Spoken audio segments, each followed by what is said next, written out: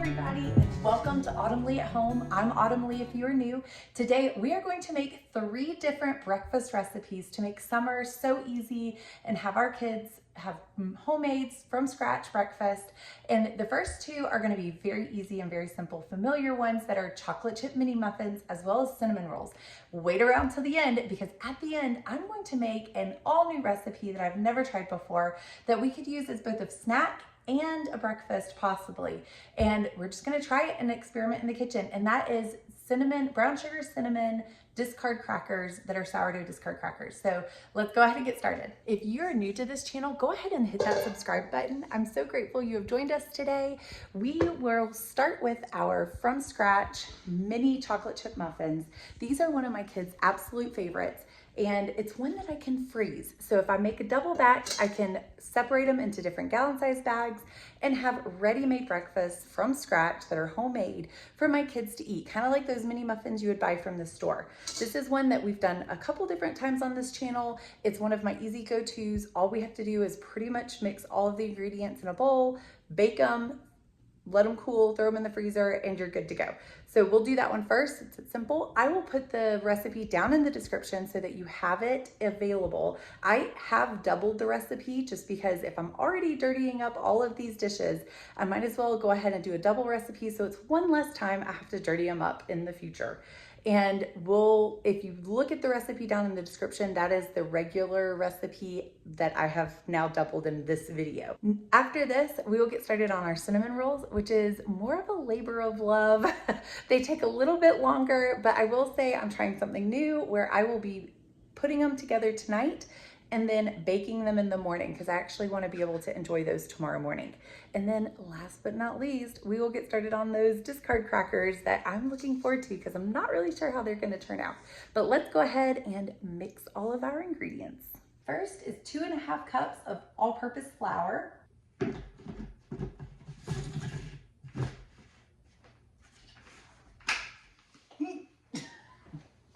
Next is 1 1/3 cup of sugar. And this is a 1/3 cup measuring cup, so I'm gonna do 4 of these. 4 teaspoons of baking powder. Half a teaspoon of salt.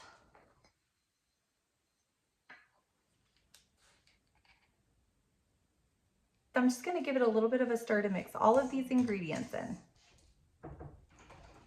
I'm running low on milk, and this recipe calls for 1.5 cups of milk.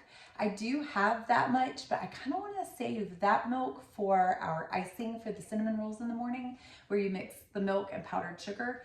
That way, because with the icing, you can taste the flavor of the milk a little bit more. With the muffins, you're not going to taste the milk once you bake them. So what I'm going to do, since I'm running low on our regular milk, I'm going to use powdered milk for our baking, which I have never done before, but from what I can tell and what I've seen others use, you can use powdered milk and you can't really tell. It's great for baking because you can't really tell the flavor and it still gets the job done. So what we're gonna do is we're going to reconstitute this into here, and that way we have it for whatever baking needs that we need for tonight. All right, so it looks like I combine this into here with 3 3/4 cups of cold water. So we will try that and then give it a good stir, and we should have plenty for our baking needs tonight.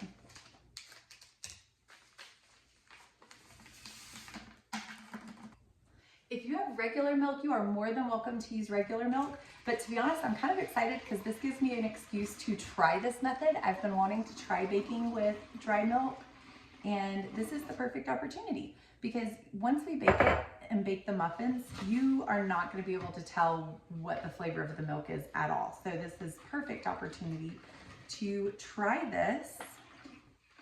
And what I'm going to do is stir this, and then we need, I think it was 1.5 cups of milk. I'll double check. But once I get what I need, I'm gonna pour it in here and put the rest in the fridge, because you can use this just like you would any other milk once it's reconstituted, which is what we're doing now. And you can stick it in the fridge so it gets nice and cold. I believe last time we used it, nobody noticed when we used it on cereal. I noticed the flavor a little bit myself when I tried it, just because I was curious what it tasted like. But we don't drink this on a regular basis. We just kind of have it for situations like this where I need a backup milk that's shelf stable. We also keep condensed milk or evaporated milk in the pantry as well. All right, if you're curious what it looks like, just like regular milk. I don't know if you can see that because of the glare, but just kind of looks just like regular milk. The packet says for best results, you want to store it in a tightly sealed glass container and store overnight in the refrigerator just to get the best results. I'm not going to do that just because I'm not really worried about the taste. I think that's more for like if you want the best flavor and best results. For tonight, I just need it for baking purposes, and this should give me almost exactly what I need. I need 1.5 cups of milk.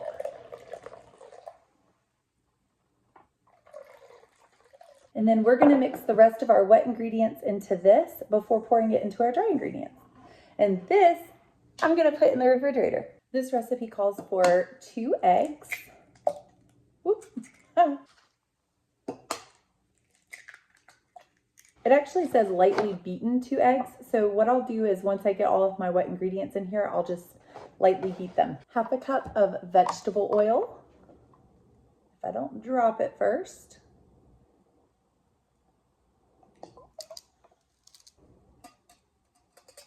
I didn't beat them too hard. As you can see, it's still pretty thick. There's not all combined.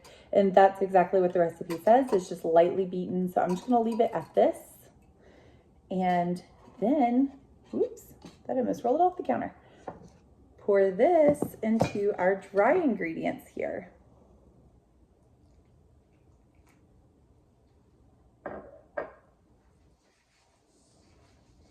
If you have a stand mixer, you're welcome to use a stand mixer. To be honest, I'm being a little lazy tonight. I don't want to have to get out another bowl, get the stand mixer dirty. I may have to do that for the cinnamon rolls.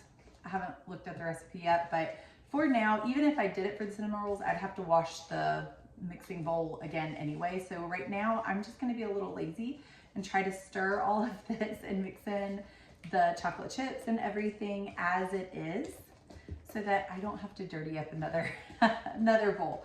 So you do whatever is easiest for you. It does look pretty runny. So if you're new to this recipe, just know that this batter in particular tends to be a little runnier than you're used to for cake batters or different things like that. That is okay. Leave it as it is. Don't keep adding flour because that makes the muffin nice, light, and fluffy. I'm gonna add the chocolate chips, and then these are ready to scoop into our muffin tins. And again, use whatever muffin tins you have. I find that using the little muffin tins, the mini muffins, my kids, the muffins go a lot further. We're able to freeze them. Using the big muffins, they still eat the same number of them. They're just large. And I would rather them not eat quite so many. So this is a way for us to kind of stretch it, help it go further. They still feel like they're eating a lot of the muffins, and it works perfect because I can save a bunch for later on as well. But let me get the chocolate chips and we will move on to our next step. I am using mini chocolate chips for our mini muffins. If all you have are the regular ones, use those. It doesn't have to be specific. You can use whatever you have.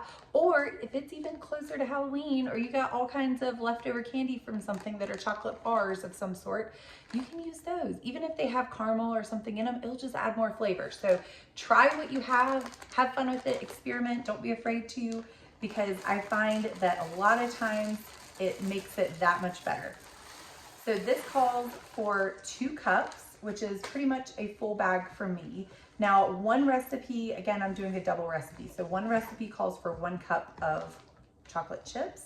I can't tell you how many times I looked in the freezer and was so happy to see a bag of frozen muffins, because it gave me a chance to have a free morning and my kids a chance to have a from scratch homemade meal that was already ready to go. And I'm gonna start serving them up. I'm gonna get my little scoop and we'll scoop them into our mini muffin tin. I might clean up real quick.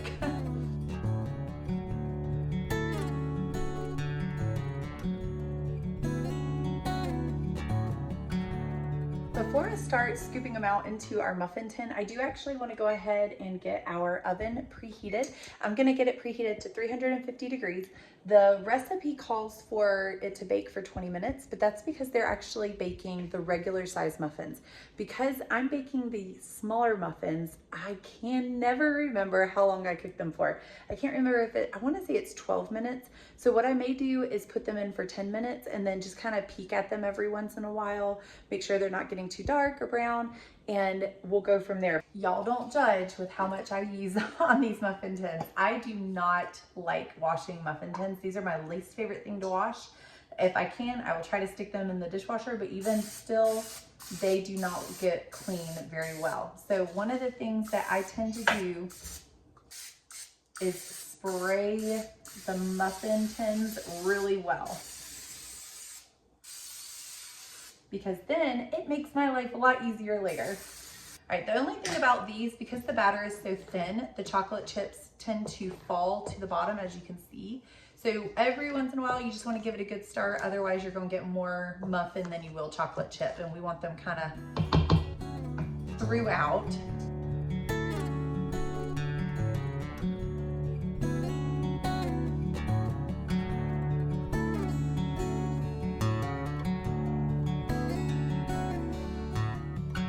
Our oven is preheated, so as soon as these are in here, we are going to go ahead and stick them in the oven so they can start baking while we get started on our cinnamon rolls for in the morning.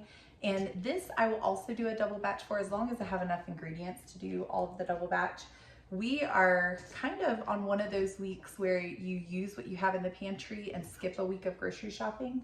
We tend to meal prep and meal plan for each week at a time, but every once in a while, to help our grocery budget and to allow us to have just a little extra money to do more fun groceries, I try my best to kind of skip a week of groceries or grocery shopping and use what we have here at the house. And this is one of those weeks, which is why we're running low on milk. And you get kind of creative when you do that. But you may ask yourself, why on earth why am I making so many recipes at one time? I love cooking. Sometimes it's kind of hard to do during the hustle and bustle of the day. I love that my family can eat homemade stuff from scratch, and it also helps our budget by making everything from scratch. Like these mini muffins, I know it doesn't seem like a lot when you buy them from the store, but they actually add up. All those little snacky foods that you buy can add up and add to your grocery bill a lot. When you buy the ingredients, you can make a bunch of them yourself for way less price. And then to do it, by doing it all at one time, it allows us to dirty up the dishes that one time and not have to keep pulling dishes out, keep dirtying them up, when I can do it all in one evening and do multiple batches at one time and freeze them for later use when we are super busy, crazy, and this is probably one of our busiest summers. So by meal prepping and doing a large meal prep night, it just makes life so much simpler and easier later. All right, I have a few more. So I think I'm gonna save this batter. There's only a little bit left, but there's enough for me to do a few more muffins. I'm gonna save it, go ahead and put these in the oven because they'll be done pretty quick, and then I'll finish out that.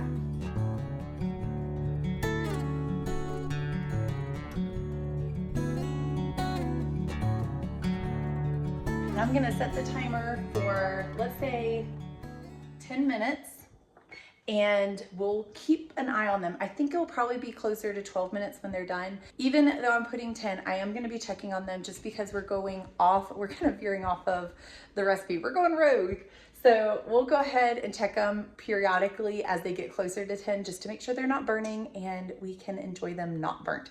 I have a very large tendency to burn things, so I like to set my timer and we will keep an eye on them. So of course I definitely got distracted. So let's take a look at these. I was trying to get my kids down and got a little distracted with time. So let's see. Oh, we're doing okay. They don't look too bad. And I think they actually could go a couple more minutes. So I think my original thought of 12 minutes was spot on. So we're gonna go ahead and set the timer for another 2 8-ish minutes. We'll start off with 2. If we need to add a little more time, we can. But I think 12 minutes for the mini muffins is probably gonna be perfect. These look on the edges like they are finished. Let's take a peek kind of underneath. Yeah, it looks brown. I'm kind of tearing it apart, but those look brown and done underneath. So if I let them go any further on top, just to get like them a little darker on top, I'm afraid they'll start burning on the bottom. So we're gonna go ahead and pull these out, which I think they look great, and let them cool here on the counter. I am gonna leave the oven on because I want to do a few more of the muffins. I have a little bit more dough. I'm gonna finish those, but first, while these are cooling a little bit before I can take them out, we'll go ahead and get started on the cinnamon rolls. You wanna see my extremely high-tech recipe prompter? I've been doing a really bad job lately of keeping up with our meal plan calendar, and ultimately I use that once it's erased to put my recipe ingredients on so I can just glance up real quick, because normally I use my phone, and obviously I'm using my phone for filming. So that's kind of a behind the scenes look of what I use to see my ingredients list. And right now we're gonna get started with our wet ingredients. So mixing our yeast and allowing that to activate. We'll do that first. I'm gonna go ahead and grab those and get started. I decided just to do a single recipe of this one, mainly because, again, I'm running low on ingredients and I only have 1 egg left, and one recipe calls for 1 egg. It will be fine though, because I think that it will be enough for us to eat in the morning, which would still give me a hot breakfast, and all of these dishes are already dirty anyway, so why not go ahead and do it? So I only have 1 egg left in my house, and I don't really have a way to substitute the egg. I think there is a way to do it, I just haven't learned it yet. But we're gonna do half a stick of butter and get started by melting this. And you wanna do it slowly, melt it slowly in the microwave. Otherwise it can burn. So we're just gonna put it in for 15-20 seconds at a time. That's looking pretty good. I'll just kind of let that finish melting. If I need to stick this in a little bit longer than I can, but we'll see if that works. I have a little over 2 cups of whole milk left. I was hoping to use that and save that for our icing, but I believe I will still have enough. If not, I can also use whatever I need more of the reconstituted powdered milk. So that will be just fine. We'll go ahead and use at least 1 cup of it and use the rest of it for the icing. I don't have 2 eggs though, and I don't have a way to substitute those that I know of or have learned yet. If you know of one, put it in the comments below. I know some people substitute something with applesauce, but I haven't figured that one out yet. So put it in the comments below if you know. Let's go ahead and grab our milk and mix these 2. Then we're gonna add our sugar and yeast. All right, so this is about what I got left of the whole milk, as well as we got our 1 cup here. It does say that this all needs to be warm in order for us to be able to activate the yeast and let the yeast bloom. We need both of these warm. So the butter's already warm, the milk I need to go ahead and warm up some. Once I put the sugar and yeast, we'll just give it a quick little stir. You need to find the warmest place in your house. I like to put mine in the microwave, not turn the microwave on. I just sit it in there because I was just using the microwave for melting the butter and kind of warming up the other ingredients. So I know it's the warmest place in my house at the moment. I don't turn it on. I literally just sit this measuring cup in there and allow it to rest in there for about 5 to 10 minutes until the yeast is able to activate. And you can kind of usually see a pretty frothy, foamy layer on top. Same thing with the butter. You only want to put it in a little bit at a time. So I'm just gonna warm it up just a little at a time. I'll stick this in there. I may let this go in for the last like 20-second round so it can finish melting. Stick this back in the fridge. So we just needed half a stick of butter, 1 cup of milk, and then I'll grab our sugar and yeast. Woo. This is why I wear an apron, because I always get it all over me. I'm gonna let these warm up in the microwave, kind of finish warming up together, and then I'll put our yeast in there. But for my yeast, I always keep it in a jar in the freezer because that way it can last a lot longer than it would just sitting on a shelf. And I buy it in bulk just because we bake so much, but I'm gonna measure it out. It doesn't tell you in like half a teaspoon or anything like that in the description in the recipe. So I am going to measure it. It says 0.25 ounces, and then I will try to measure it for you guys so you have an idea of like a measuring tool, how much that will be. I have my scale here. And let's see, turn it on, and then I want to put my bowl or whatever I'm using in there. It doesn't have to be anything fancy. This is just a plastic bowl. I'm going to tear that out, which means zero it out. And we just want 0.25 ounces. Make sure that my measurement is correct and it says ounces. Whoop, that's too much.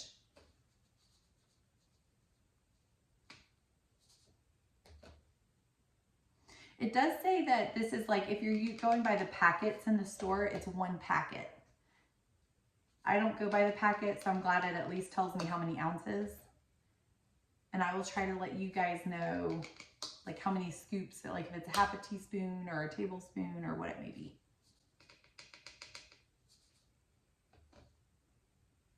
Oop, perfect. So that is 0.25. I'm going to stick this back in the freezer and then measure this out. All right, so this is actually going to be a tablespoon. So if you're using this, if you're like me and you buy in bulk, it's going to be 1 tablespoon of yeast, or roughly about 1 tablespoon. I'm just going to do a finger test. If you have a thermometer for food, you are welcome to use it right about now. In the description, it does give you a temperature that you can bring this to before putting your yeast in. I'm not fancy, I'm lazy, I'm not fancy or have all the gadgets, so I'm just going to use my finger. And if it feels warm when I stick my finger in, then that's warm enough. If it's too hot, then I need to let it cool because it can actually burn our yeast. And then the yeast is no good. This is just getting warm. I'm going to put it in for about 15 more seconds and then it should be perfect. All right, that feels nice and warm and not too hot. We are definitely going to go with that. And now it's time to add 1/4 cup of sugar and our tablespoon of yeast.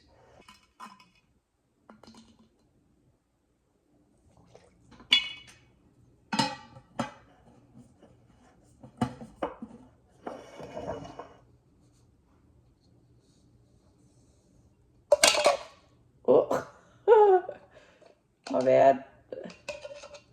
And now that that is gently mixed in, we are going to put this in the microwave, not turning it on, just set it in there for 5 to 10 minutes.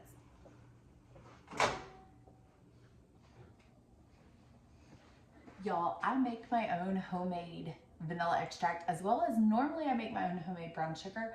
But when I say the flavor of homemade and how simple it is beyond compare. This is extremely simple to make. Takes less than 5 minutes. Really, it takes not even that. It's just thoughtless. You literally pour the ingredients in and that's pretty much it. You let it sit on the shelf for about 6 months and then you have your own homemade fantastic vanilla extract that we absolutely love. We love this stuff. It is great. We use it all the time. 1 batch has lasted me a long time. The list of ingredients is 2. There's only 2 ingredients in here and all you have to do is combine those and then let it sit. That's about it. But it makes multiple bottles of this size, and vanilla extract from the store can be so pricey and expensive for just a little bottle. This is homemade and it makes like at least 6 or 7 of this size bottle for the price of 2 ingredients. Now, strongly recommend it. Same thing with brown sugar. Brown sugar is just sugar and molasses. That's it. You just combine 1 cup of sugar with 1 teaspoon, I think it's teaspoon of molasses or tablespoon. I'll have to look, but I actually have a video on both of those down below. I can link them in the description. That way, if you want to go watch it and make your own. These are 2 ingredients that I love to keep. And the last time I went to the store, we are completely out of molasses. And last time I went, they were out of molasses as well. So I just went ahead and grabbed brown sugar for a recipe that I had in the past. So we're going to use that up today because that's what I have. But the brown sugar, it actually stays a lot more fluffy and a lot more flavorful because you can control how dark you want your brown sugar to be. You can make it light, darker, depending on how much molasses you add. And the flavor and the lightness and fluffiness of the brown sugar just is shelf stable for a lot longer than the store-bought version. When you buy store-bought brown sugar, a lot of times you'll find if you don't use it right away, it becomes a brick. It becomes so hard in the container that you buy it in. The homemade version, not at all. It can last forever and the taste is great. So I will link that down in the description if you're interested. But for now, I think we're ready to mix the rest of our ingredients. I have my salt here, vanilla extract, and my last remainder of an egg. We'll go ahead and mix all of those in. Let's see what our vanilla extract, ooh, look at that. That is looking good. That's what we like to see. I'm not used to it being so short. I think because normally I do a double batch, so normally I see it up to here, but that actually looks really pretty. You can kind of see the bubbles there on top. It's nice and activated, which is what we want to see. So I'm gonna mix my 1 egg in here. See if I can do it one-handed. We're gonna try it.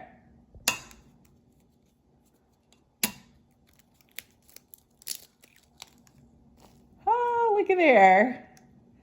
I don't think I dropped any eggshells in there. I guess we'll find out later. And then I am gonna put the phone down for the vanilla extract and salt though. I have my salt here, and next is half a teaspoon of salt and a teaspoon of vanilla extract. I know you're not supposed to eat vanilla extract because it does not taste the way, you find that out the hard way when you're a kid. It doesn't taste the same as it smells, but it always smells so good. And I tend to be a little heavy-handed with the vanilla extract. I'm okay if it spills over more than just 1 teaspoon.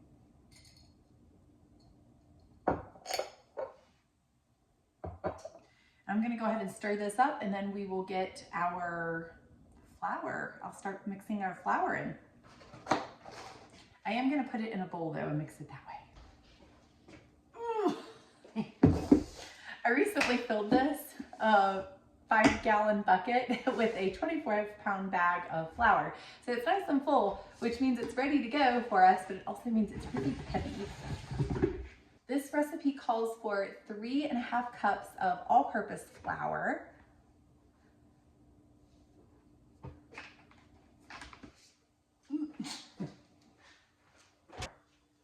Here's our frothy mixture of all the other wet ingredients. I think it did say to fold the flour in 1 cup at a time, so I kind of messed up on that one, but we're just gonna stir this all in together. And then we want this to become a nice big ball. Again, if you have a stand mixer and you wanna use it, just be kind of gentle with it. What I plan to do is mix this tonight, and I'm gonna roll it out, put the cinnamon, brown sugar, butter mixture on the dough, and then stick it in the refrigerator already rolled out and placed in its pans. That way in the morning when we wake up and my kids are hungry, I can just stick it straight in the oven and bake it. I've never done it that way before. I've always made it all in one day, but this recipe says that it's an hour long and it takes just an hour. It doesn't take just an hour. It definitely takes a lot longer than that. It usually ends up being at least a 2-hour mixture, but I will say it's totally worth it. So I'm gonna try it this way, and that way if it works, then I can maybe next time do it the same way, make it, mix it, do all of that the night before.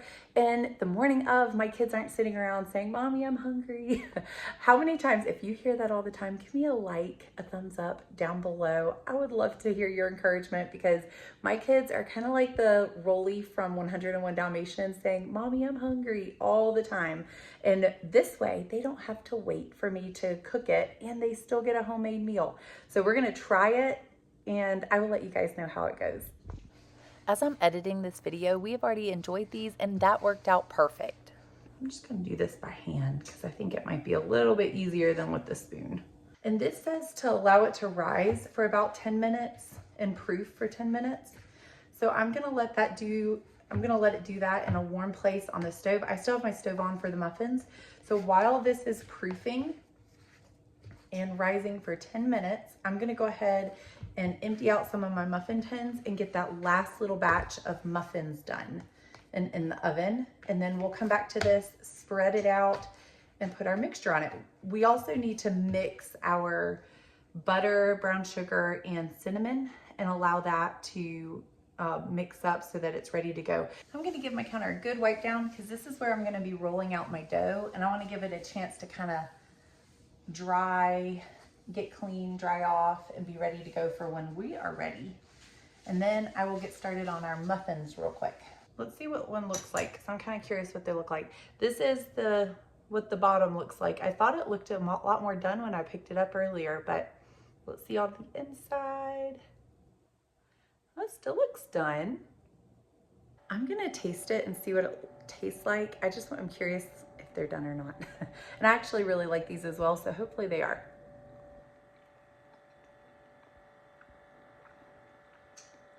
Those are done. They're good. Yay. One of the great things about being the one cooking it, you can be as much of a taste tester as you want.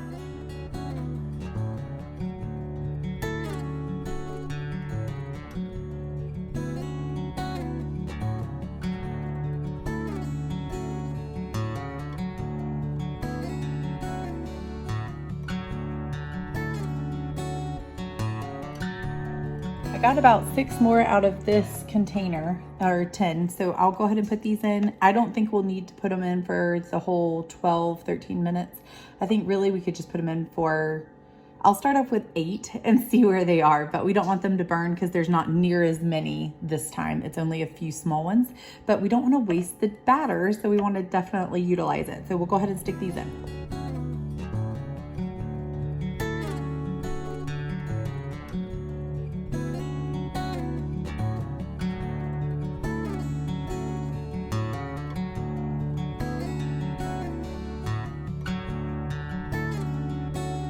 Remember me telling you that sometimes by doing this all in the same night, it's nice because you don't have to dirty up extra dishes? Well, this is the same bowl that I used for our muffins to melt the butter in for the muffins. So by utilizing that, it's one less dish that I have to do because we already have it available. Ooh, I don't want it 30 seconds.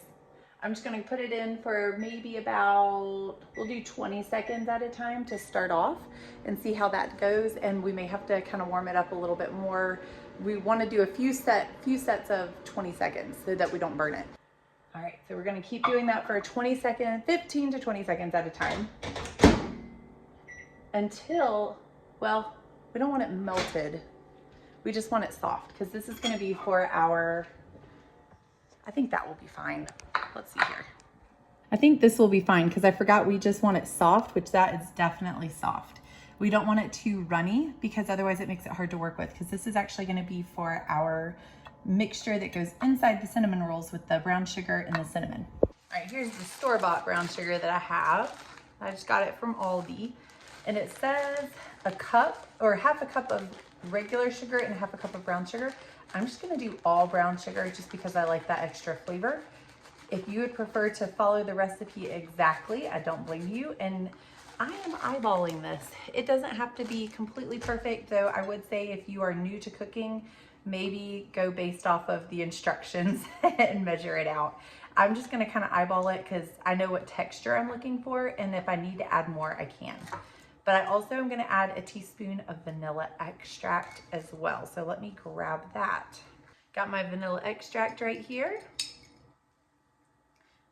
And you just want a teaspoon of vanilla extract, which again, I'm eyeballing.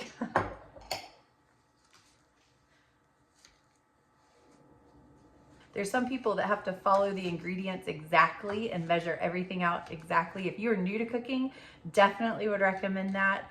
But I was always one of those really stubborn kids growing up that whenever I did cook, I would try to eyeball everything. Ooh, our muffins are done, so I'll go ahead and get those out. But I would try to eyeball everything. And sometimes it worked, sometimes it didn't, but I will say I think that it helped me kind of learn how to eyeball stuff. So as you're learning, if you feel that there's something that you're pretty confident in and you know the texture you're looking for, then that's probably not a bad thing to know how to do, because it also allows you to kind of move forward as far as experimenting in the kitchen versus just going off of other people's recipes, which I'm just now starting to get into that realm. I just pulled our muffins out, and what's interesting is they do not look done yet. I've actually already added 2 minutes to it, which means that they've been in there a total of 12 minutes. and they're still very light on top and underneath. So I'm just gonna let them go for a little bit longer, and I may need to add a little bit more sugar to this because it looks like it might be a little not quite thick enough as from what I'm wanting. So we'll add a little more brown sugar. I am gonna put some cinnamon in here as well, and that is to taste. I love a good bit of cinnamon in ours, but if you don't love cinnamon, you can just kind of sprinkle a little bit in. This smells so good. I told the kids what I was doing tonight, and they got really excited for breakfast in the morning. They asked if they could stay up until I was finished, and I said no. Okay, I think I'm gonna call it a day at our muffins being, for the most part, done. I think they probably could be in there a little bit longer, but they look pretty brown underneath, so I think we're okay. We'll just say that is done.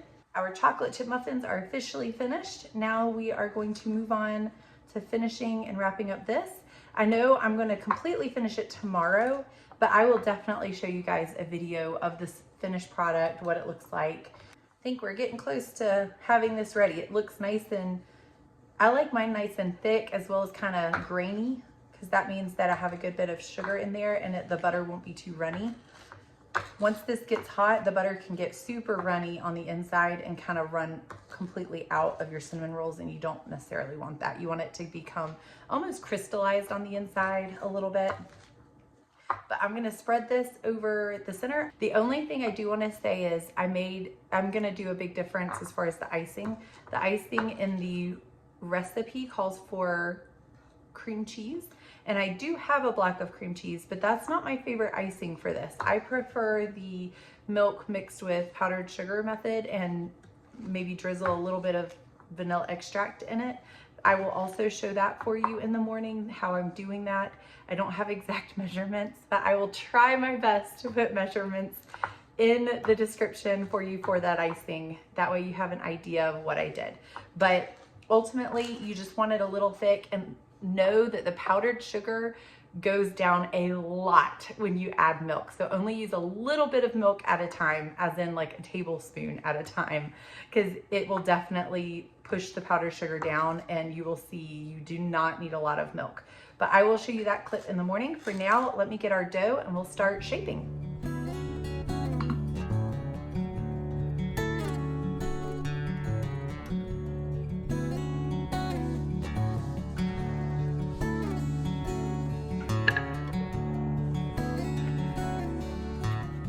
We're gonna go ahead and roll it out. If you don't have a rolling pin, you are welcome to use your hands just to kind of flatten it out. Rolling pins will definitely make it a lot easier for you to shape it, but you don't have to have one. I have learned kitchen gadgets, you know, unless they have multi-uses, I don't love to have them unless, again, or it's something that I just hate doing, like pineapple, cutting pineapple. I would much rather have a pineapple cutter than try to cut it. So that one's worth it to me. If I use it frequently, or at least, you know, a couple times a year, then it's worth it. There's so many kitchen gadgets out there that you just don't need because you don't use them enough. These are going to be going in the fridge. Normally, the recipe calls for you to be able to cook them in the same day, and that's completely up to you. For me, I'm just trying to meal prep, and by shaping them tonight, I'm going to stick them, roll them out, stick them in the fridge in the morning, 4 in the morning, and let them kind of rise and proof overnight. Yay! That's my favorite part. I'm going to let them rise overnight, and that way they are ready to just be put in the oven in the morning so that we can enjoy them. And it's a lot faster, whereas otherwise, I kind of mentioned this before, my kids sit around complaining that breakfast isn't ready because it takes so long. But for them, this is actually totally worth it, because we've had that talk. I've had that talk with them many times of they beg for these, and I always say, well, you remember they take forever to cook, and is it worth it to you for me to make them and you have to wait for them to cook? And they always say yes. But this, I'm hoping that this method will help that not be the case anymore. I can make them the night before and stick them in the refrigerator and then just bake them the day of and mix the icing. That would make mornings a lot more simple.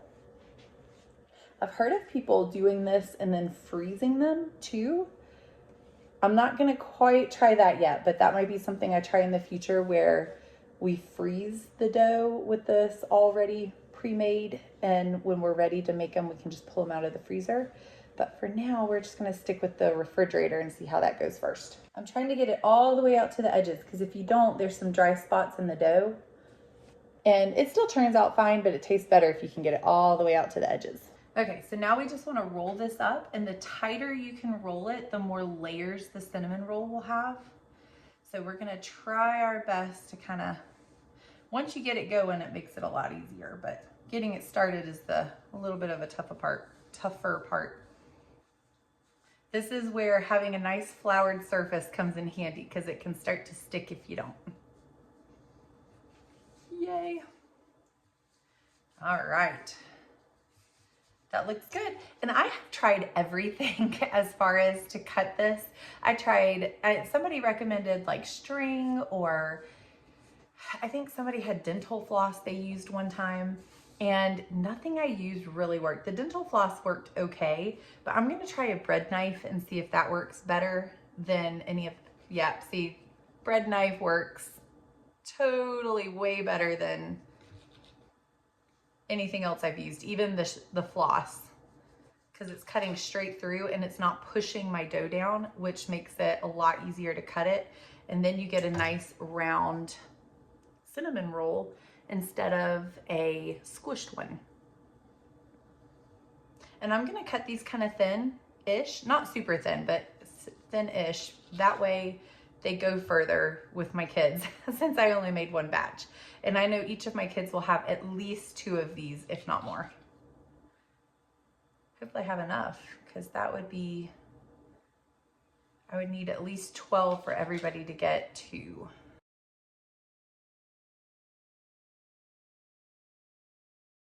And you think these little baby ones won't get eaten, but they will, because everybody fights over all the last cinnamon rolls, including these tiny little baby ones. I am gonna go ahead and spray these. That way in the morning when I wake up, they are ready to just put in the oven, and we don't wanna have to take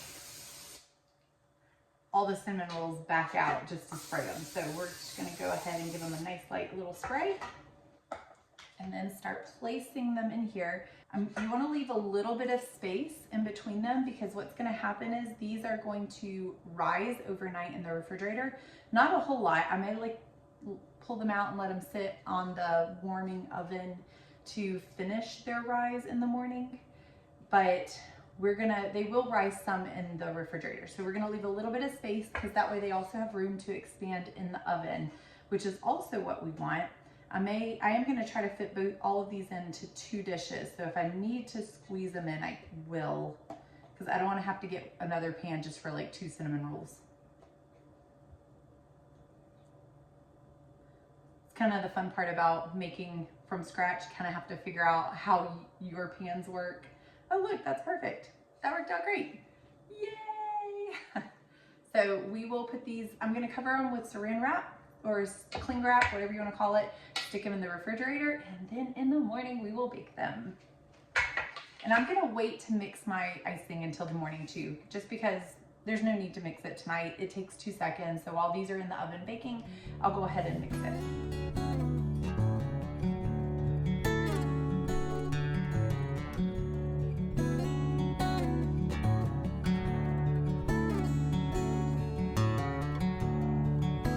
And now for the one that you all have been waiting for. That is the sourdough discard brown sugar cinnamon crackers. We are going to use this. It was fed today, so technically I don't know if that counts as discard, but I'm gonna use it as discard just because I needed to refresh it. And so we're gonna discard off the extra sourdough that we don't need, and instead of throwing it in the trash because we needed to refresh it, we are going to try a new recipe that I was inspired by from my sister-in-law. So thank you, sister-in-law. She mentioned it, that it was something that her family tried and the kids absolutely loved it.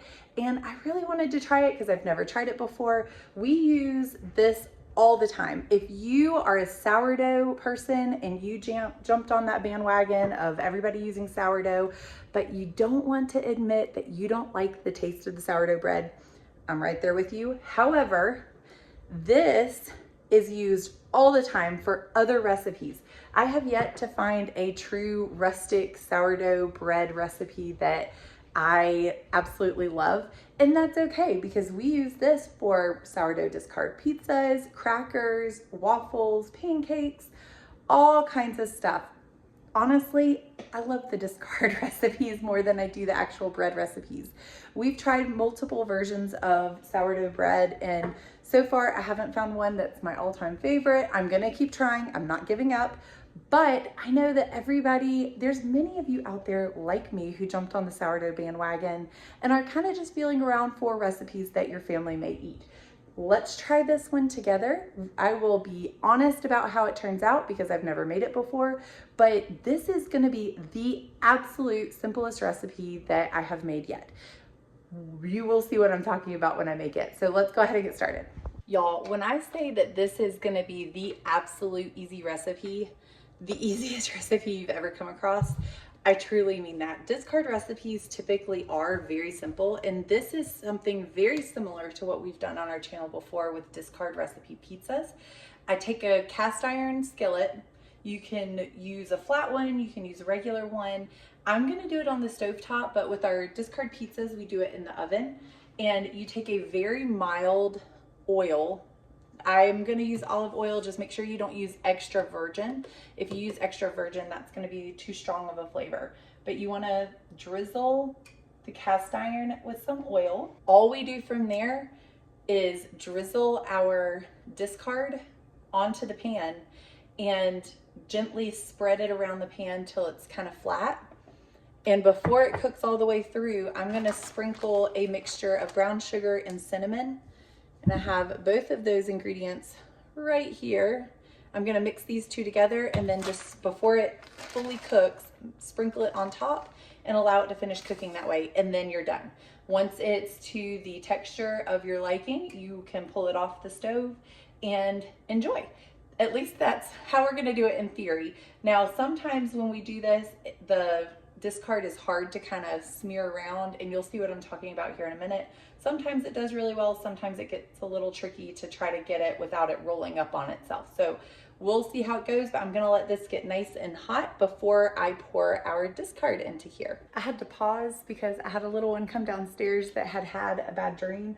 And if you're new to this channel, I do a lot of my cooking and a lot of my stuff at night, just because it's a chance for me to be able to be in the kitchen without having to stop and think about multiple different things. So it's a way for me to be able to focus and get a lot more done. But we had a little one that had a bad dream, so I had to stop. And in the meantime, our oil got a little too hot. So I'm gonna let it cool off just for a moment because we don't want burnt oil or the flavor, but I think that it will be just fine because it looks like it's nice and runny. That's how you know it's nice and ready.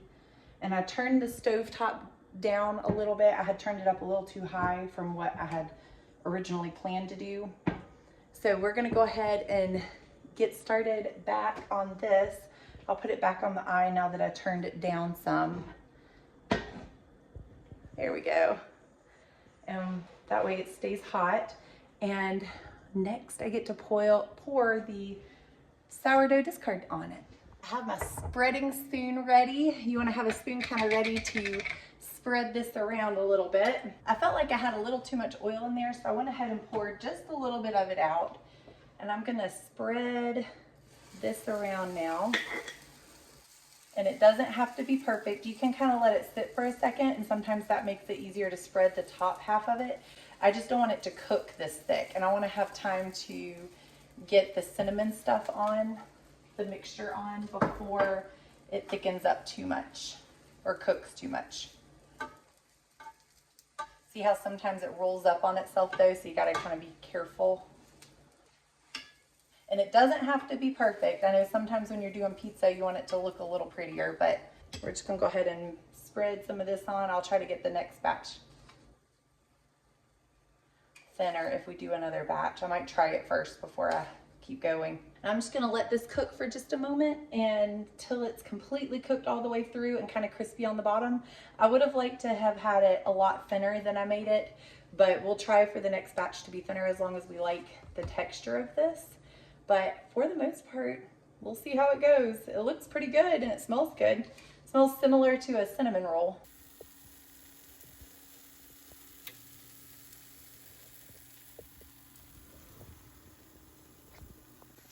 All right, let's take a look and see if maybe it's cooking underneath and how it looks under. Ooh, it's kind of like a cinnamon pizza. I'm intrigued to see how this is gonna taste. I asked my sister-in-law what recipe she used and if she could send it to me, and she said she can't remember. So we're just kind of winging it to see how it goes.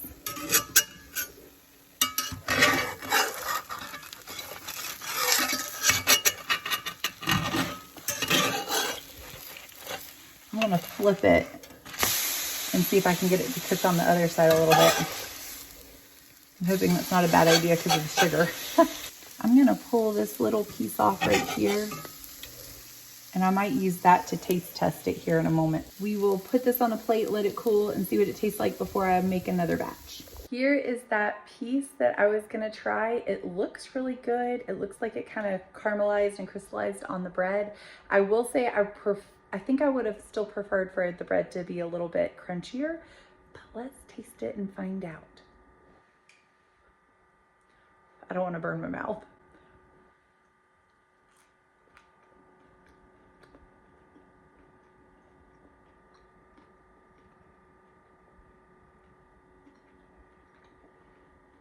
I can't decide. There's a part of me that likes it, and there's a part of me that's like, oh, it's kind of weird. Let me try another piece. Oh, a big bite.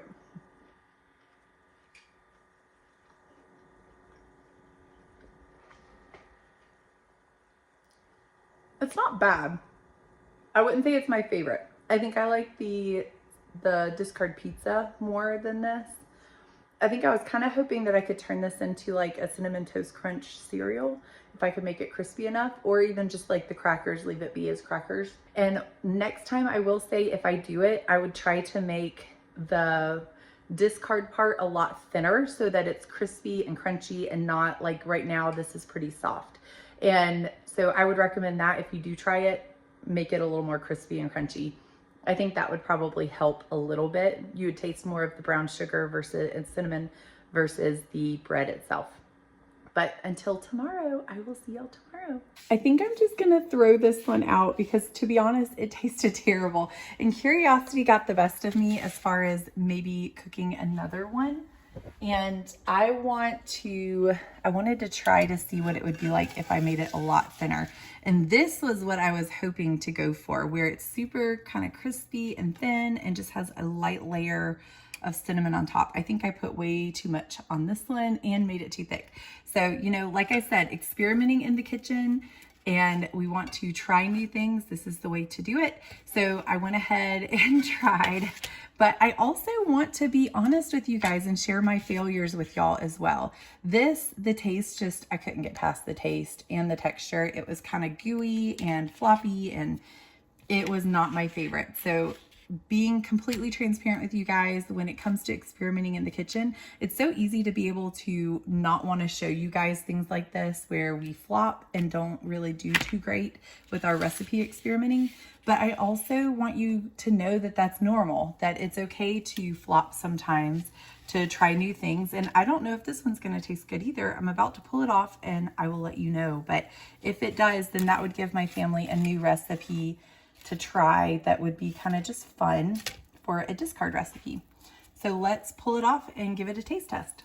I'm gonna let it cool here for just a moment, but if you can see this, it's super crunchy and thin, which is what I was going for in the first place. So let's see how this tastes here in a moment once I let it cool. This is our end result for the super thin, super crunchy version with less sugar, brown sugar, cinnamon on it.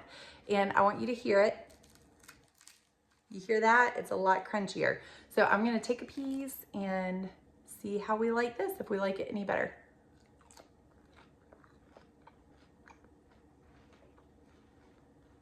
Wow, so much better. The thinner you can get this, the better, for sure. Definitely my fault for the first version of this, but holy cow.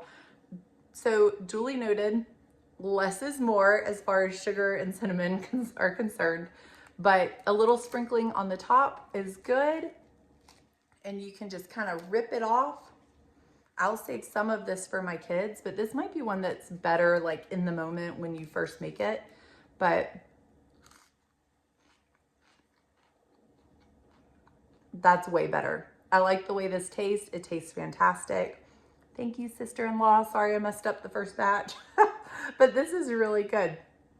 And I think that this is more, I don't think I'd be able to turn this into like a cereal or anything, but definitely a fun sweet treat for if you need to refresh your sourdough. It's a very, very easy, quick way to do that. If you are new to sourdough and you keep asking yourself, what do I mean by refresh it or feed it or discard, what I mean by all of those, I will try to put in the description a video that describes a little bit more. It goes more in depth as far as like feeding a sourdough starter, using it, how to use it, myths about it.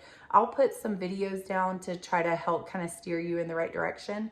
But if you are familiar and you want an easy, super quick version to use up your discard and just refresh it, keep it refreshed, this is a good option for your kids because it's very tasty.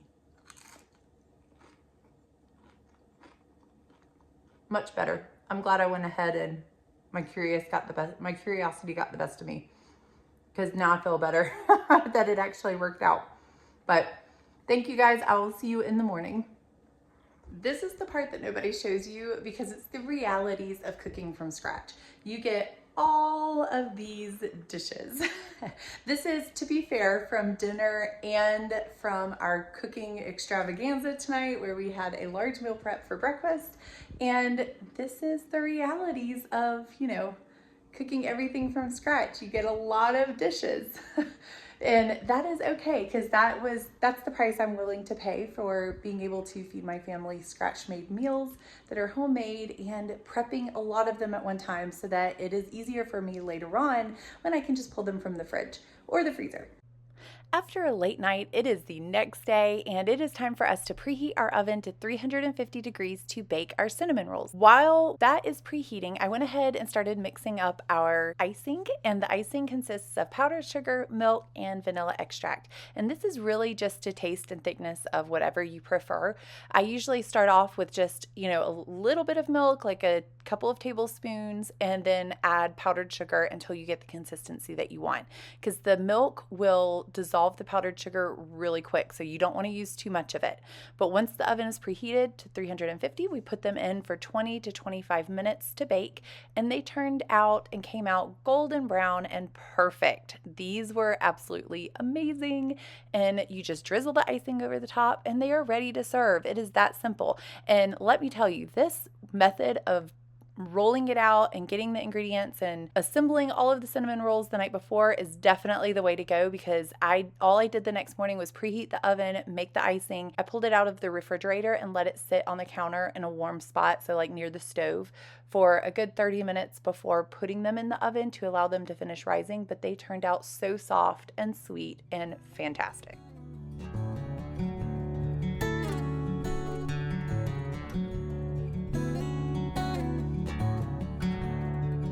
I just want to take the time to say thank you so much for joining me here today at Autumn Leigh at Home. It truly is an honor that you take time out of your day to join. Please like, subscribe, and share down below. And I will put a playlist right here called a Cook With Me playlist that you are welcome to go and watch other meal prep days where we spend time trying to bake ahead and make things ahead for my family to enjoy. I hope that you enjoy it as well, and I hope to see you guys next time.